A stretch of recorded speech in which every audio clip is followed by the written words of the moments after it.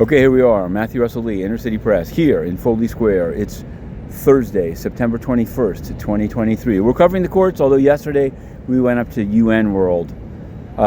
More on that in a moment. Now, down here, there was a proceeding that we covered in the afternoon. It's a lesser-known Trump case. It's the Trump Pyramid Scheme, or MLM case. And that's going to come to trial in early 2024, and we're going to be covering it. Yesterday, we covered the discovery disputes about where the plaintiffs, represented by Kaplan and Hecker, the same firm that represented E.G. and Carroll against Trump in the sexual abuse, maybe not sexual, in any event, that trial, of which there'll be a second one.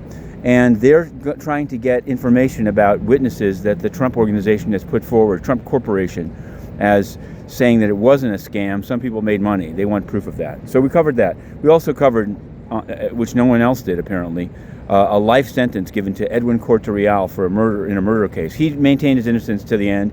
His family was in the fourth floor courtroom behind me in 40 Foley, and guards were called in.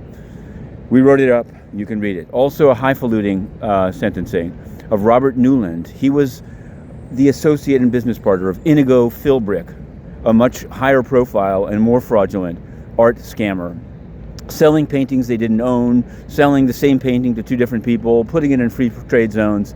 Anyway, he got 20 months. But let's turn to UN World with a bridge. Yesterday we also covered in the Mag Court the the actually freeing on bond of a Mr. Diop for having protested inside the Senegalese consulate/mission and breaking everything up. But we went up to UN World, and I have to say, this UN, the hall is empty. The Nigerian president, Tinubu, was calling Antonio Guterres Goresh.